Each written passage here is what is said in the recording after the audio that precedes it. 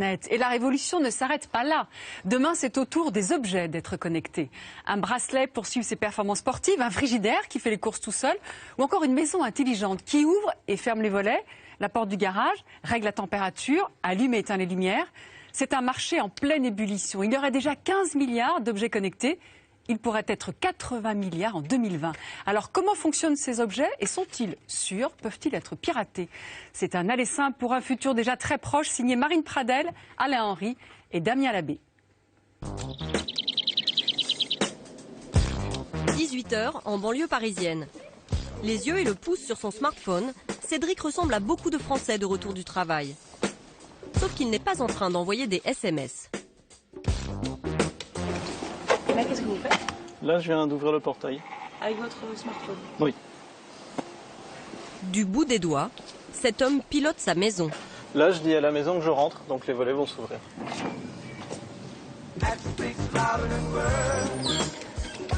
Chez lui, Cédric a relié des dizaines d'objets à Internet.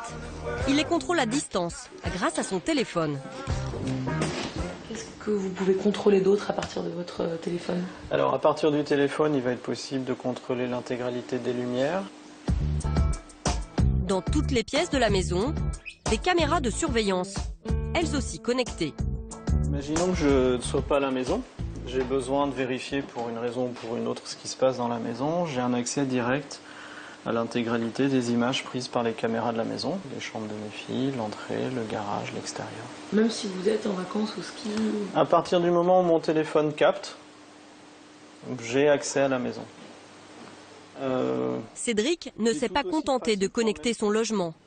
Il garde en permanence ce petit boîtier dans sa poche. J'utilise un capteur qui va m'afficher le nombre de pas que je fais dans la journée en temps réel et puis un certain nombre d'informations comme l'altitude à laquelle je suis monté virtuellement en fonction du nombre d'étages que je graphie dans la journée, le nombre de kilomètres parcourus, les calories dépensées et qui va me permettre également, grâce à un petit capteur, de prendre mon rythme cardiaque. Au moment d'aller se coucher, il appuie sur Bonne nuit. Tout le pavillon se met en sommeil. Maison, mais aussi santé, électroménager. Des dizaines d'objets connectés sont déjà disponibles en France, comme la fourchette connectée. Elle vous alerte si vous mangez trop vite ou si vous ne mâchez pas assez. La raquette de tennis qui enregistre les performances du joueur et les compare à celles de Rafael Nadal. Cette tige plantée dans la terre, elle prévient quand les plantes ont besoin d'eau. Ou encore, le réfrigérateur dit intelligent. Il envoie un SMS à son propriétaire quand il n'y a plus de lait. Il peut aussi passer commande automatiquement sur le site d'un supermarché. En 2020, 80 milliards d'objets connectés peupleront notre quotidien. Comme ces voitures qui rouleront sans conducteur. Comment fonctionnent ces objets d'un nouveau type? Les utilisateurs l'ignorent souvent. Tous ces dispositifs recueillent des données sur leur vie privée. Sont-elles bien protégées? Allez simple pour un futur très proche.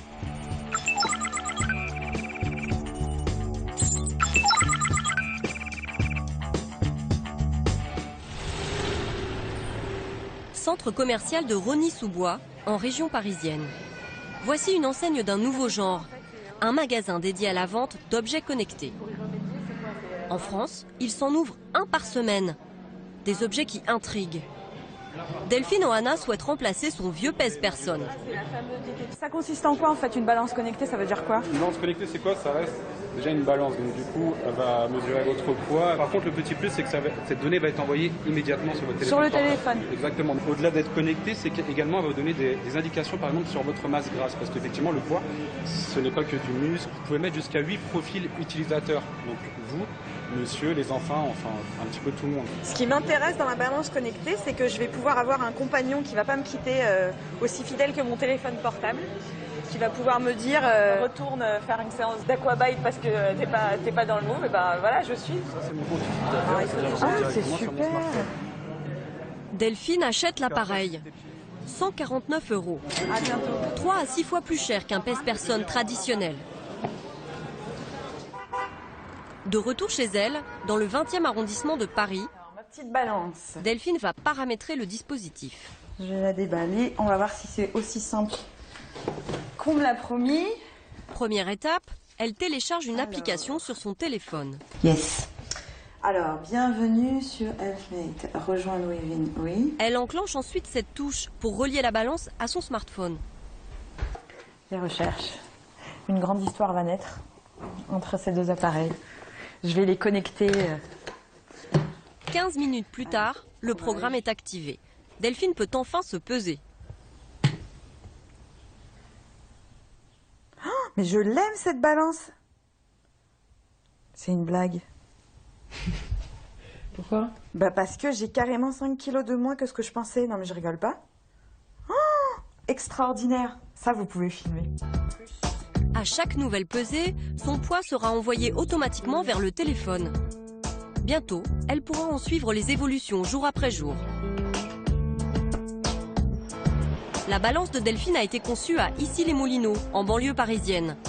Cette entreprise, créée il y a 5 ans par Cédric Hutchings, a tout misé sur les objets connectés liés à la santé. Le pèse-personne est le produit phare de la marque. Il s'en est déjà vendu des dizaines de milliers dans le monde. Alors, cette balance est très spéciale et l'une de ses particularités, c'est qu'on retrouve à l'intérieur des composants électroniques qui assurent la transmission sans fil du pèse-personne. C'est ce qui fait sa particularité, c'est qu'il est quelque part bardé d'électronique que vous ne retrouverez pas dans un pèse-personne qui fait que mesurer et afficher le poids, mais qui va permettre d'assurer cette communication. Dans cette publicité, la marque annonce aussi la sortie d'un appareil qui va mesurer la qualité du sommeil.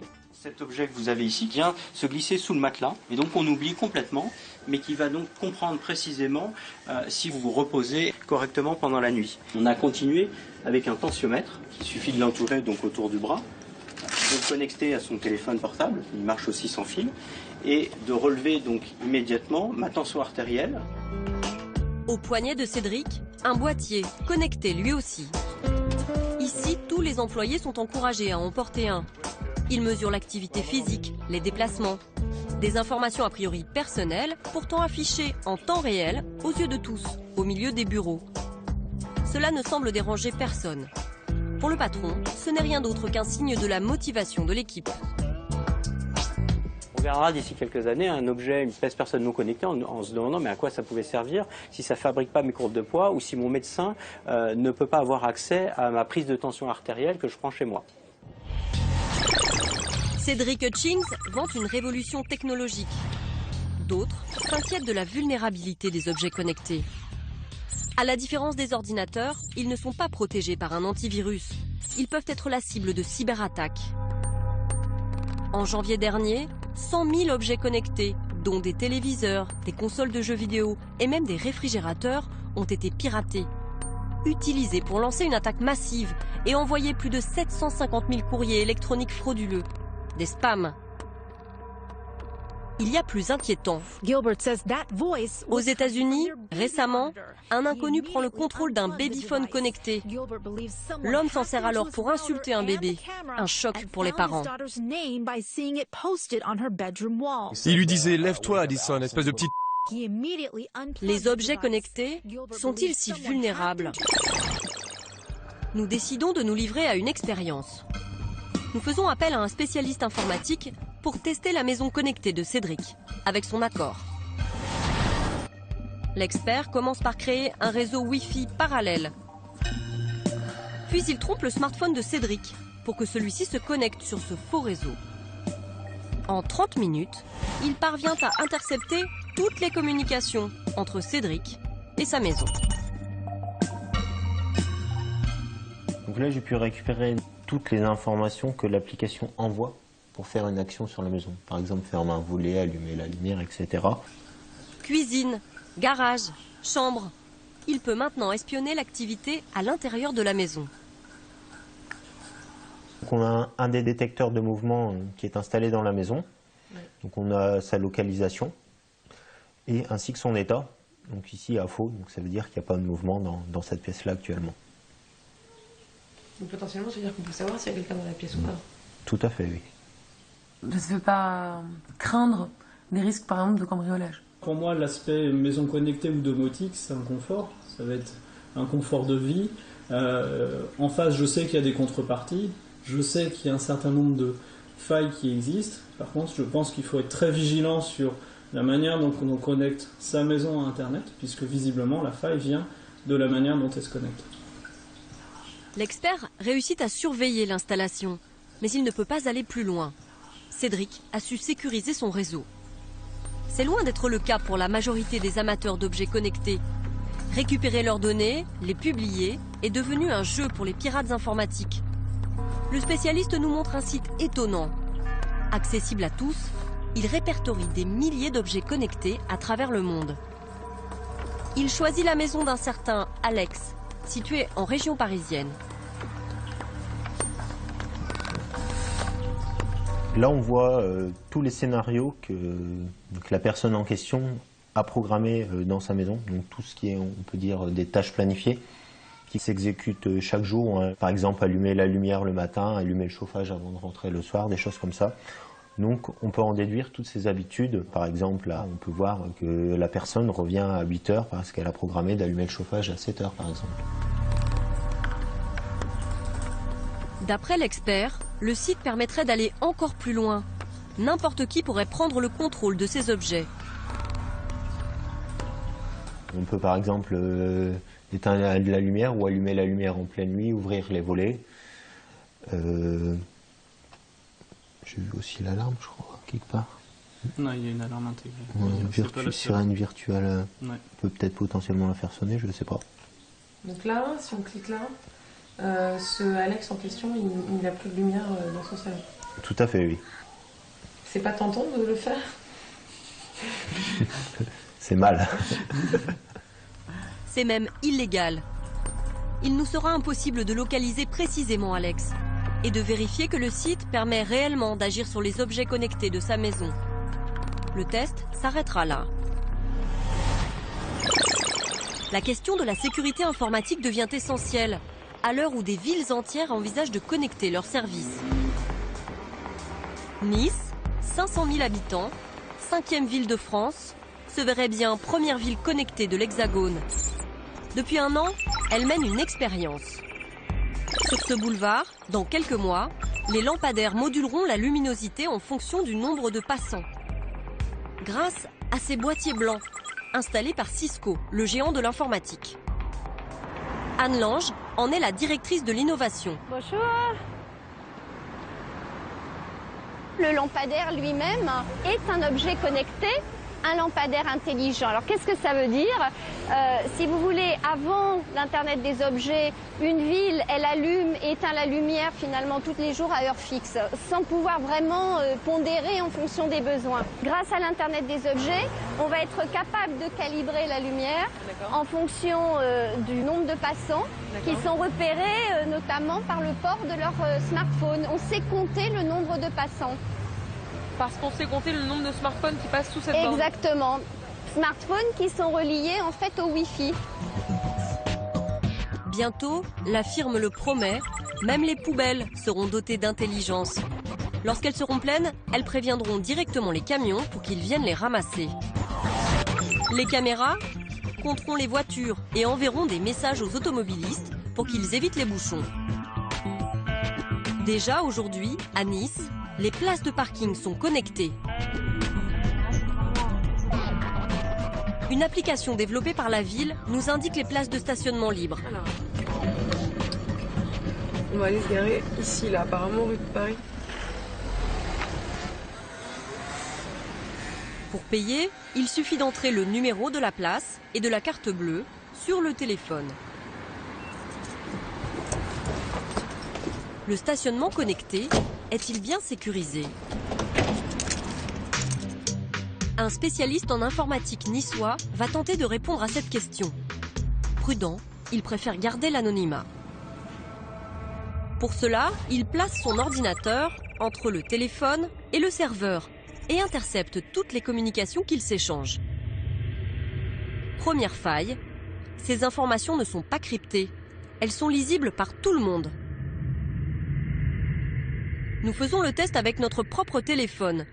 L'expert va nous pirater. Alors que nous réglons notre stationnement, il récupère instantanément toutes les informations comme notre numéro de téléphone, mais aussi le code secret de l'application qui permet de payer. Dans un second temps, il se fait passer pour l'application de la ville connectée. Deuxième faille, le serveur ne demande pas de certificat d'authentification. À aucun moment, il ne vérifie qu'il s'agit bien de l'application et non d'une personne malveillante. Donc ici, on va simuler le paiement de l'utilisateur pour la place de parking. Donc là, on envoie la requête. Quelques secondes plus tard, il parvient à régler son parking. Et donc là, on a un retour, on voit ici un retour du serveur. Ici, on retrouve la plaque d'immatriculation du véhicule, la date de fin de validité du ticket de parking. Donc tout est OK, donc le paiement est bien passé. Il a réussi à débiter le montant de 2 tickets de parking de notre compte bancaire sans jamais avoir eu notre carte bleue en main. Les montants sont faibles. L'opération doit être effectuée dans un rayon de 200 mètres de l'objet connecté. Le piratage reste limité. Mais selon ce spécialiste, cette expérience met en évidence des risques bien plus sérieux. Ça peut poser de gros problèmes, surtout de sécurité. Si c'est par exemple, ça pourrait être très bien des caméras ou des choses comme ça où les remontées d'informations pourraient être interrompues. Donc, par exemple, on pourrait mettre une caméra hors service, ne serait-ce que quelques minutes, si elle est connectée en Wi-Fi. La preuve par l'exemple. En 30 minutes, à l'aide d'un ordinateur portable et d'une connexion Internet, il affirme pouvoir couper toutes les communications Wi-Fi des lampadaires connectés du boulevard. C'est facile de hacker un système connecté comme ça? Quel que soit le niveau de protection utilisé par le Wi-Fi, c'est plus facile vu que le Wi-Fi est accessible à tout le monde. Les ondes sont partout, elles ne s'arrêtent pas à un mur ou ce n'est pas délimité, donc c'est forcément plus hackable. La mairie a-t-elle conscience de la fragilité du système de la ville connectée? Nous avons demandé à parler à un ingénieur des services techniques de la ville. C'est le maire, Christian Estrosi, qui a tenu à nous répondre. Vous avez détecté déjà des tentatives d'intrusion? Ça vous est déjà arrivé depuis que vous avez installé ce dispositif? Non, je n'en ai jamais relevé depuis que nous avons ce dispositif. Et bien évidemment, si nous avions trouvé la moindre fragilité, mais l'expérience nous a démontré, parce que nous avons fait des tests, que là où jusqu'à présent toute ville de France pourrait se retrouver très facilement dans le noir, très facilement, désormais, au contraire, nous serons beaucoup plus sécurisés que nous ne l'étions par le passé. Je voulais vous montrer juste quelque chose. Moi, j'ai posé la question à un expert informatique. J'ai demandé de regarder un petit peu le système comme c'était fait. Il a regardé. Ici, on retrouve la plaque d'immatriculation du véhicule, la date de fin de validité du ticket de parking. En moins d'une demi-heure, avec une connexion Internet, quelqu'un que je ne connais pas peut potentiellement faire payer son stationnement par ma carte bancaire. Par votre carte bancaire, par la carte bancaire de n'importe qui. Ah non, parce que si j'ai ma carte bancaire avec moi, personne ne l'utilisera à ma place. C'est ce qu'il a fait. Il lui a fallu moins d'une demi-heure et juste une connexion Wi-Fi. Et sur le boulevard... D'accord. Bon, bah écoutez, je vous remercie. Je vous propose qu'on se revoie avec la personne. Oui, mais d'accord. Dernière chose, mais sur le boulevard, les lampadaires, lui en regardant... L'interview s'arrête là. 10 jours plus tard, la ville de Nice ainsi que Cisco, l'entreprise informatique responsable du système, nous enverront cet email indiquant qu'un audit de sécurité a été effectué et qu'aucune faille n'a été constatée ni avant ni après notre passage.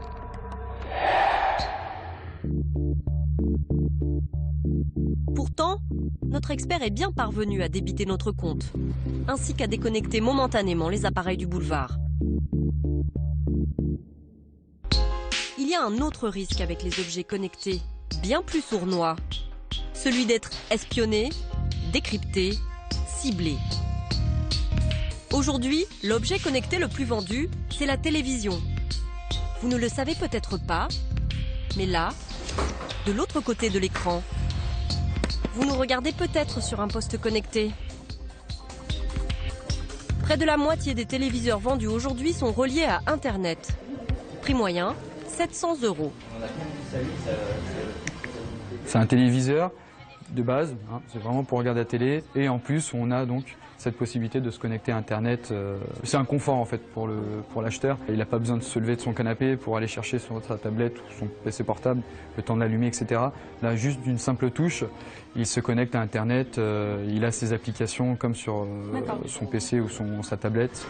Et du coup, la télévision, quand moi je m'en sers, elle garde des informations sur moi comme mon ordinateur? Non, quand vous faites une recherche sur Google, c'est vraiment c'est bloqué. Selon ce vendeur, les télévisions connectées ne récolteraient pas d'informations sur les utilisateurs. Pourtant, un homme affirme aujourd'hui que ces écrans nous espionnent.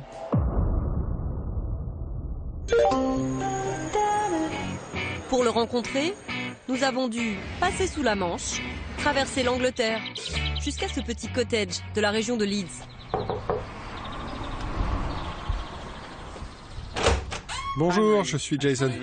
Jason Huntley a été le premier à faire une découverte étonnante. C'était en novembre dernier. Il venait de s'acheter un téléviseur connecté de la marque LG. Le premier truc qui m'a intrigué, c'est ici. Il y avait des pubs sur l'écran d'accueil, ce qui est inhabituel. Je n'avais jamais vu ça avant sur aucune des télévisions LG que j'avais eues. Ni même sur aucune télévision d'ailleurs. On s'est dit que c'était étrange que sur une télé aussi chère, que vous payez potentiellement plusieurs milliers d'euros, qu'ils aient choisi de mettre de la pub sur le menu et de faire quelques centimes de plus sur chaque téléviseur vendu. Ça n'avait pas de sens. Donc j'ai décidé de connecter ma télé sur mon ordinateur, celui que vous voyez là. D'ailleurs, il enregistre le trafic maintenant.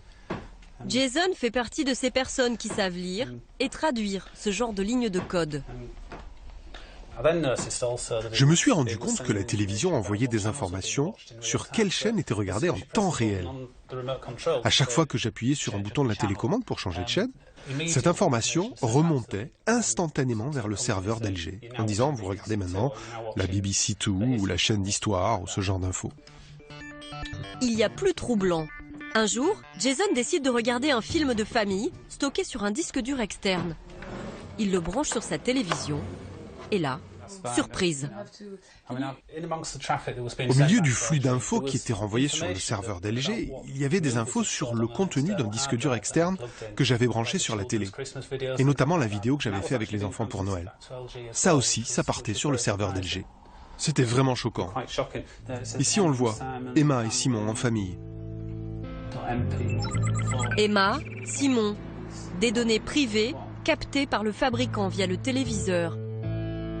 Quel usage la société LG peut-elle faire des informations qu'elle recueille sur les téléspectateurs? Nous nous sommes procuré une vidéo produite par l'entreprise. Dans ce film promotionnel, LG s'adresse à des partenaires commerciaux. La publicité ciblée dont vous avez toujours rêvé, LG la transforme en réalité. Le système de publicité intelligente LG analyse les programmes préférés des téléspectateurs, leur comportement en ligne, leurs recherches sur Internet et d'autres informations encore pour proposer des publicités adaptées et cibler les téléspectateurs. Par exemple, notre système vous permettra de proposer des costumes très chics aux hommes ou des cosmétiques dernier cri et des parfums aux femmes.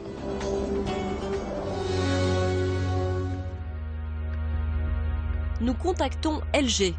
Je voulais juste savoir si on peut avoir une réaction. Non. Donc pas de réaction d'LG concernant les télévisions connectées et le système Smart Ad de publicité ciblée. Voilà, c'est ça.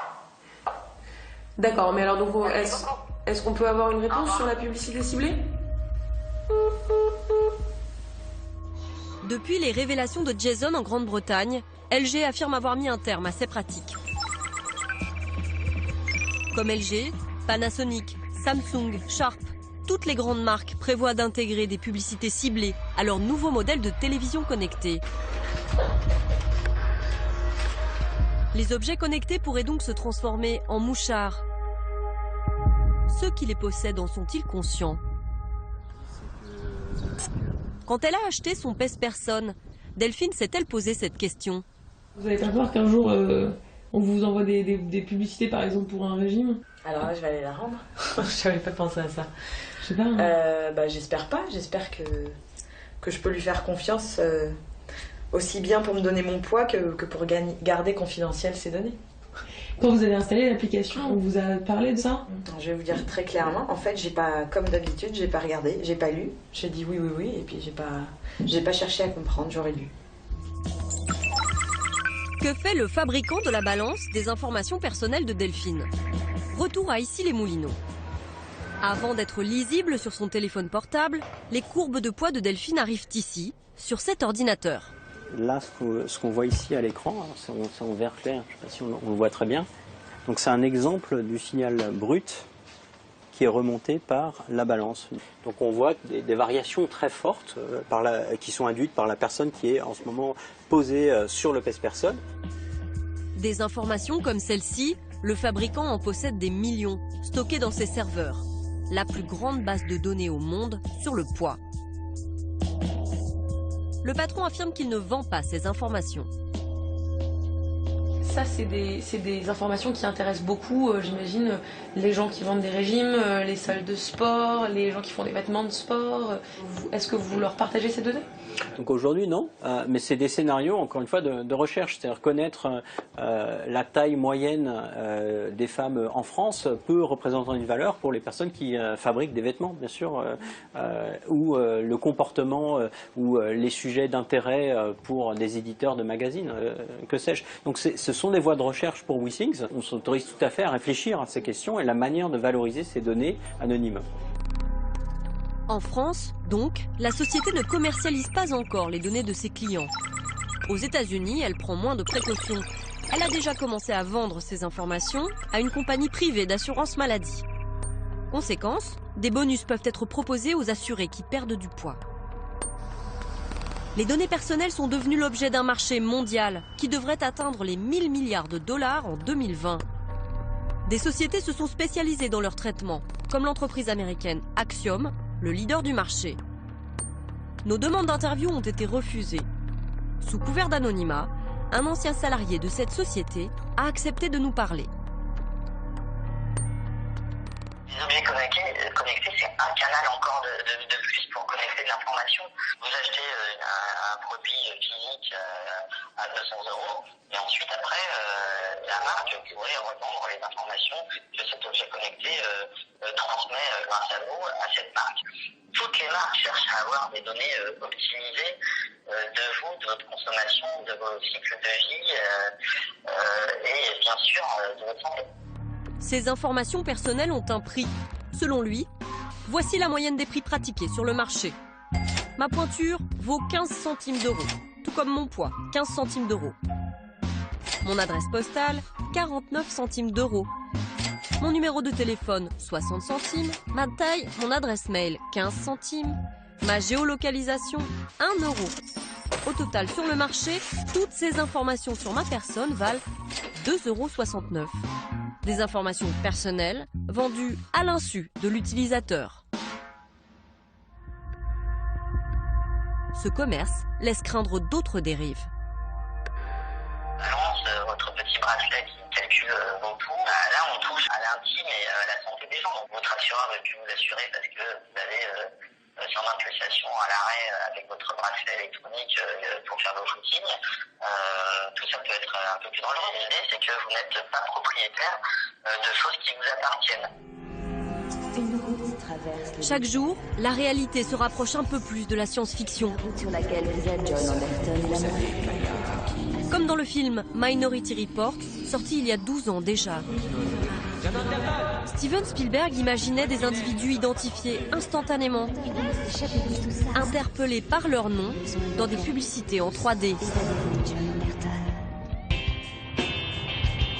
Ciblage publicitaire, piratage, ces risques, certains préfèrent aujourd'hui les ignorer. Ils ne voient dans les objets connectés que le signe d'une nouvelle ère, celle du contrôle absolu. Aux États-Unis, à Boston, Panos, jeune cadre dynamique, est un adepte du mouvement Quantified Self. Comprenez, la mesure de soi. Vous voyez ce petit boîtier là sur ma chaussure. Il est connecté à une application sur mon téléphone.